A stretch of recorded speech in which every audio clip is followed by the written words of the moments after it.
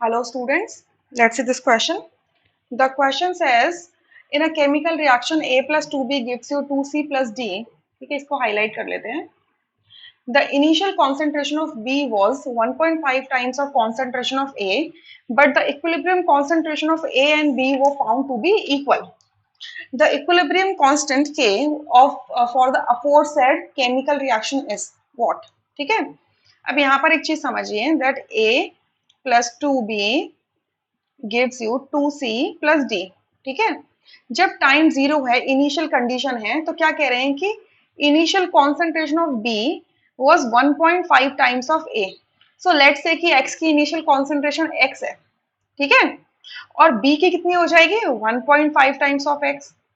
ठीक है, C की जीरो होगी और D की जीरो होगी, बट टाइम जब इक्विलिब्रियम पर पहुंच गया है तो क्या होगा, ए डिसोसिएट करेगा, मान लीजिए अल्फा से डिसोसिएट करेगा, इसका कोफिशिएंट 1 है तो इसकी बची हुई कॉन्सेंट्रेशन कितनी होगी x माइनस अल्फा. बी की जो इनिशियल कॉन्सेंट्रेशन है वो 1.5x है, अब बी का जो कोफिशिएंट है वो 2 है, तो इसकी जो बची हुई कॉन्सेंट्रेशन होगी 1.5x माइनस 2 अल्फा होगी. सी के लिए 2 अल्फा होगा और डी के लिए अल्फा होगा. अब इक्विलिब्रियम पर ए और बी की कॉन्सेंट्रेशन इक्वल दे रखी है, यानी कि ये और ये दोनों क्या है आपस में इक्वल है.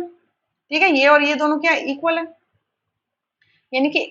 यानी कि मैं यहां से बोल सकती हूँ, यहाँ पर लिख देती हूँ x minus alpha is equal to क्या है 1.5x माइनस 2 अल्फा है.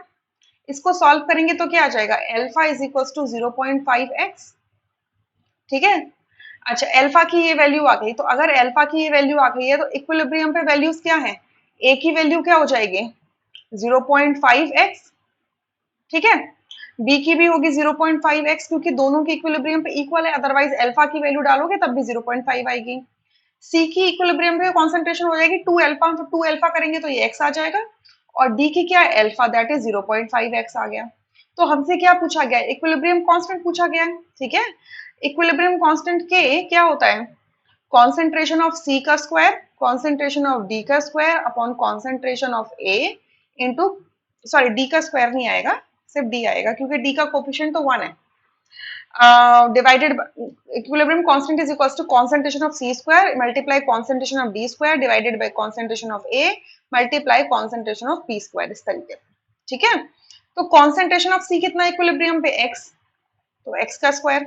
ठीक है, D कितना है 0.5x डिवाइडेड बाय A कितना है 0.5x और B कितना है 0.5x का स्क्वायर, तो 0.5 का स्क्वायर और x का स्क्वायर.